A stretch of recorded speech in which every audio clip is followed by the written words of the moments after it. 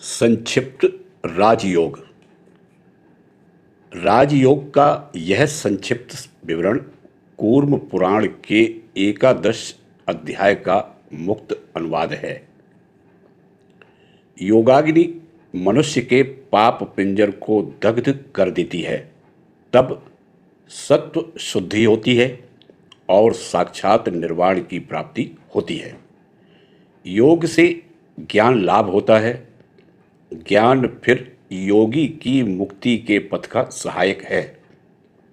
जिनमें योग और ज्ञान दोनों ही वर्तमान है, ईश्वर उनके प्रति प्रसन्न होता है। जो लोग प्रतिदिन एक बार, दो बार, तीन बार या सारे समय महायोग का अभ्यास करते हैं, उन्हें देवता समझना चाहिए। योग दो प्रकार के हैं, जैसे अभाव योग और महायोग। जब शून्य तथा सब प्रकार के गुण से रहित रूप से अपना चिंतन किया जाता है, तब उसे अभाव योग कहते हैं। और जिस योग के द्वारा आत्मा का आनंदपूर्ण, पवित्र और ब्रह्म के साथ अभिन्न रूप से चिंतन किया जाता है, उसे महायोग कहते हैं। योगी इनमें से प्रत्येक के द्वारा ही आत्म साक्षात्कार कर लेते हैं। हम दूसरे जिन योगों के बारे में शास्त्रों में पढ़ते या सुनते हैं, वे सब योग इस उत्तम महायोग, जिसमें योगी अपने को तथा सारे जगत को साक्षात भगवत स्वरूप देखते हैं, के साथ एक श्रेणी में शामिल नहीं हो सकते। यह सारे योगों में श्रेष्ठ है। यम, नियम, आसन, प्राणायाम, प्रत्याहार, धारणा, ध्यान और समाधि, ये राजयोग के विभिन्न अंग या सोपान हैं। यम का अर्थ है अहिंसा, सत्य, अस्तेय, ब्रह्मचर्य और अपरिग्रह। इस यम से चित्त शुद्धि होती है। शरीर, मन और वचन के द्वारा कभी किसी प्राणी की हिंसा न करना या उन्हें क्लेश न देना, यह अहिंसा कहलाता है। अहिंसा से बढ़कर और धर्म नहीं। मनुष्य के लिए जीव के प्रति यह अहिंसा भाव रखने से अधिक और कोई उच्चतर सुख नहीं है। सत्य के द्वारा हम कर्म फल के भागी होते हैं। सत्य से सब कुछ मिलता है। सत्य में सब कुछ प्रतिष्ठित है। यथार्थ कथन को ही सत्य कहते हैं। चोरी से या बलपूर्वक दूसरे की चीज को न लेने का नाम है अस्तेय। मन, वचन, कर्म से सर्वदा सब अवस्थाओं में मैथुन का त्याग ही ब्रह्मचर्य है। अत्यंत कष्ट के समय में भी किसी मनुष्य से कोई उपहार ग्रहण न करने को अपरिग्रह कहते हैं। अपरिग्रह साधना के पीछे यह कारण है कि किसी से कुछ लेने से हृदय अपवित्र हो जाता है, लेने वाला हीन हो जाता है, वह अपनी स्वतंत्रता खो बैठता है और बद्ध एवं आसक्त हो जाता है। निम्नलिखित साधन भी योग में सफलता के लिए सहायक हैं, और वे हैं नियम, अर्थात नियमित अभ्यास और व्रत परिपालन, तप, स्वाध्याय, संतोष, शौच और ईश्वर प्रणिधान, इन्हें नियम कहते हैं। व्रत, उपवास या अन्य उपायों से देह संयम करना शारीरिक तपस्या कहलाता है। वेद पाठ या दूसरे किसी मंत्रोच्चारण को सत्व शुद्धि कर स्वाध्याय कहते हैं। मंत्र जपने के लिए 3 प्रकार के नियम हैं: वाचिक, उपांशु और मानस। वाचिक से उपांशु जप श्रेष्ठ है और उपांशु से मानस जप। जो जप इतने ऊंचे स्वर से किया जाता है कि सभी सुन सकते हैं, उसे वाचिक जप कहते हैं।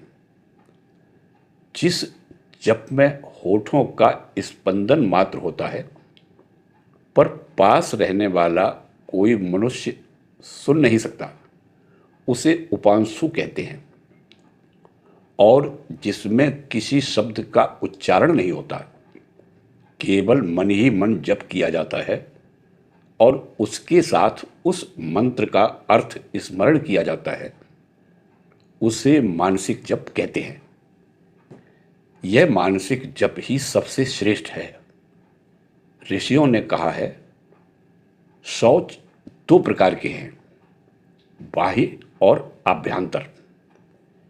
मिट्टी, जल या दूसरी वस्तुओं से शरीर को शुद्ध करना बाह्य शौच कहलाता है, जैसे स्नान आदि। सत्य एवं अन्यान्य धर्मों के पालन के द्वारा मन की शुद्धि को आभ्यंतर शौच कहते हैं। बाह्य और आभ्यंतर दोनों ही शुद्धि आवश्यक है। केवल भीतर पवित्र रहकर बाहर अशुचि रहने से शौच पूरा नहीं हुआ। जब कभी दोनों प्रकार के शौच का अनुष्ठान करना संभव न हो, तब आभ्यंतर शौच का अवलंबन ही श्रेयकर है। पर ये दोनों शौच हुए बिना कोई भी योगी नहीं बन सकता। ईश्वर की स्तुति, स्मरण और पूजा, अर्चना रूप भक्ति का नाम ईश्वर प्रणिधान है। यह तो यम और नियम के बारे में हुआ। उसके बाद है आसन। आसन के बारे में इतना ही समझ लेना चाहिए कि वक्षस्थल, ग्रीवा और सिर को सीधे रखकर शरीर को स्वच्छंद रीति से रखना होगा। अब प्राणायाम के बारे में कहा जाएगा। प्राण का अर्थ है अपने शरीर के भीतर रहने वाली जीवनी शक्ति, और आयाम का अर्थ है उसका संयम। प्राणायाम 3 प्रकार के हैं, अधम, मध्यम और उत्तम। वह 3 भागों में विभक्त है, जैसे पूरक, कुंभक और रेचक। जिस प्राणायाम में 12 सेकंड तक वायु का पूरण किया जाता है, उसे अधम प्राणायाम कहते हैं। जिसमें 24 सेकंड तक वायु का पूरण किया जाता है, उसे मध्यम प्राणायाम, और जिसमें 36 सेकंड तक वायु का पूरण किया जाता है, उसे उत्तम प्राणायाम कहते हैं।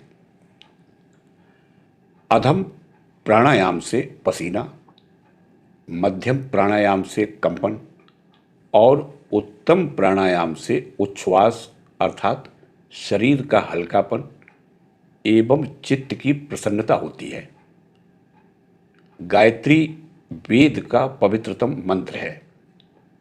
उसका अर्थ है, हम इस जगत के जन्मदाता परम देवता के तेज का ध्यान करते हैं। वे हमारी बुद्धि में ज्ञान का विकास कर दें। इस मंत्र के आदि और अंत में प्रणव यानी ओंकार लगा हुआ है। एक प्राणायाम में गायत्री का 3 बार मन ही मन उच्चारण करना पड़ता है। प्रत्येक शास्त्र में कहा गया है कि प्राणायाम 3 अंगों में विभक्त है, जैसे रेचक अर्थात श्वास त्याग, पूरक अर्थात श्वास ग्रहण, और कुंभक अर्थात श्वास की स्थिति या श्वास धारण। अनुभव शक्ति युक्त इंद्रियां लगातार बहिर्मुखी होकर काम कर रही हैं और बाहर की वस्तुओं के संपर्क में आ रही हैं। उनको अपने वश में लाने को प्रत्याहार कहते हैं। अपनी ओर खींचना या आहरण करना, यही प्रत्याहार शब्द का प्रकृत अर्थ है। हृदकमल में या सिर के ठीक मध्य देश में या शरीर के अन्य किसी स्थान में मन को धारण करने का नाम है धारणा। मन को एक स्थान में संलग्न करके फिर उस एकमात्र स्थान को अवलंबन स्वरूप मानकर एक विशिष्ट प्रकार के वृत्ति प्रवाह उठाए जाते हैं। दूसरे प्रकार के वृत्ति प्रवाहों से उनको बचाने का प्रयत्न करते करते वे प्रथमोक्त वृत्ति प्रवाह क्रमशः प्रबल आकार धारण कर लेते हैं और ये दूसरे वृत्ति प्रवाह कम होते होते अंत में बिल्कुल चले जाते हैं। फिर बाद में उन प्रथमोक्त वृत्तियों का भी नाश हो जाता है और केवल एक वृत्ति वर्तमान रह जाती है। इसे ध्यान कहते हैं। और जब हम इस अवलंबन की कोई आवश्यकता नहीं रह जाती, संपूर्ण मन जब एक तरंग के रूप में परिणत हो जाता है, तब मन की इस एक रूपता का नाम है समाधि। तब किसी विशेष प्रदेश या चक्र विशेष का अवलंबन करके ध्यान प्रवाह उत्थापित किया नहीं होता, केवल ध्येय वस्तु का भाव मात्र अवशिष्ट रहता है। यदि मन को किसी स्थान में 12 सेकंड धारण किया जाए तो उससे एक धारणा होगी। यह धारणा 12 गुणित होने पर एक ध्यान और यह ध्यान 12 गुणित होने पर एक समाधि होगी। सूखे पत्तों से ढकी हुई जमीन पर, चौराहे पर, अत्यंत कोलाहलपूर्ण या डरावने स्थान में, दीमक के ढेर के समीप अथवा जहां अग्नि या जल से किसी भय की आशंका हो, जहां जंगली जानवर हों, जो स्थान दुष्ट लोगों से भरा हो, ऐसे स्थानों में योग की साधना करना उचित नहीं। यह बात विशेषकर भारत के बारे में लागू होती है।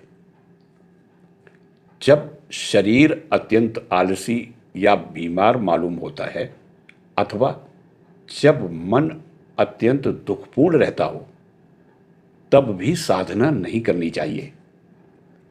किसी गुप्त और निर्जन स्थान में जाकर साधना करो, जहां लोग तुम्हें बाधा पहुंचाने न आ सकें। अपवित्र जगह में बैठकर साधना मत करना। वरन सुंदर दृश्य वाले स्थान में या अपने घर के एक सुंदर कमरे में बैठकर साधना करना। साधना में प्रवृत्त होने के पहले समस्त प्राचीन योगियों, अपने गुरुदेव तथा भगवान को प्रणाम करना और फिर साधना में प्रवृत्त होना। ध्यान का विषय पहले कहा जा चुका है। अब ध्यान की कुछ प्रणालियां वर्णित की जाती हैं। सीधे बैठकर अपनी नाक के ऊपरी भाग पर दृष्टि रखो। तुम देखोगे कि उससे मन की स्थिरता में विशेष रूप से सहायता मिलती है। आंख के 2 स्नायुओं को वश में लाने से प्रतिक्रिया के केंद्र स्थल को काफी वश में लाया जा सकता है। अतः उससे इच्छा शक्ति भी बहुत अधीन हो जाती है। जब अब ध्यान के कुछ प्रकार कहे जाते हैं। सोचो, सिर के कुछ ऊपर एक कमल है। धर्म उसका मध्य भाग है, ज्ञान उसकी नाल है। योगी की अष्ट सिद्धियां उस कमल के 8 दलों के समान हैं और वैराग्य उसके अंदर की कर्णिका यानी बीज कोश है। जो योगी अष्ट सिद्धियां आने पर भी उनको छोड़ सकते हैं, वे ही मुक्ति प्राप्त करते हैं। इसीलिए अष्ट सिद्धियों का बाहर के 8 दलों के रूप में तथा अंदर की कर्णिका का पर वैराग्य अर्थात अष्ट सिद्धियां आने पर भी उनके प्रति वैराग्य के रूप में वर्णन किया गया है। इस कमल के अंदर हिरण्यमय, सर्वशक्तिमान, अस्पर्श, ओंकारवाच्य, अव्यक्त, किरणों से परिव्याप्त परम ज्योति का चिंतन करो, उस पर ध्यान करो। और एक प्रकार के ध्यान का विषय बताया जाता है। सोचो कि तुम्हारे हृदय में एक आकाश है और उस आकाश के अंदर अग्निशिखा के समान एक ज्योति उद्भासित हो रही है। उस ज्योति शिखा का अपनी आत्मा के रूप में चिंतन करो। फिर उस ज्योति के अंदर और एक ज्योतिर्मय आकाश की भावना करो। यही तुम्हारी आत्मा की आत्मा है। परमात्मा स्वरूप ईश्वर है। हृदय में उसका ध्यान करो। ब्रह्मचर्य, अहिंसा, महाशत्रु को भी क्षमा कर देना, सत्य, आस्तिक्य, ये सब विभिन्न व्रत हैं। यदि इन सब में तुम सिद्ध न रहो तो भी दुखित या भयभीत मत होना। प्रयत्न करो, धीरे धीरे सब हो जाएगा।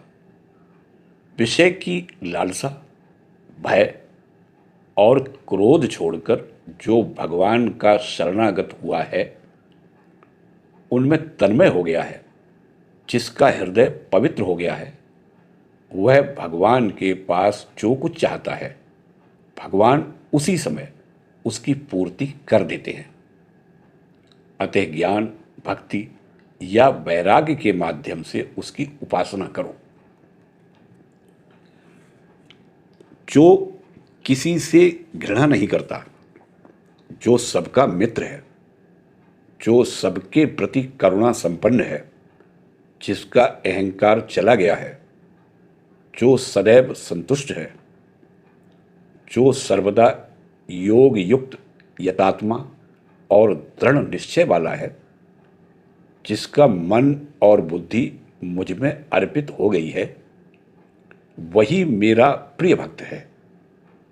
जिससे लोग उद्विग्न नहीं होते, जो लोगों से उद्विग्न नहीं होता, जिसने अतिरिक्त हर्ष, दुख, भय और उद्वेग त्याग दिया है, ऐसा भक्त ही मेरा प्रिय है। जो किसी का भरोसा नहीं करता, जो शुचि और दक्ष है, सुख और दुख में उदासीन है, जिसका दुख चला गया है, जो निंदा और स्तुति में समभावापन्न है, मौनी है, जो कुछ पाता है उसी में संतुष्ट रहता है, जिसके कोई निर्दिष्ट घरबार नहीं, सारा जगत ही जिसका घर है, जिसकी बुद्धि स्थिर है, ऐसा व्यक्ति ही मेरा प्रिय भक्त है। ऐसे व्यक्ति ही योगी हो सकते हैं।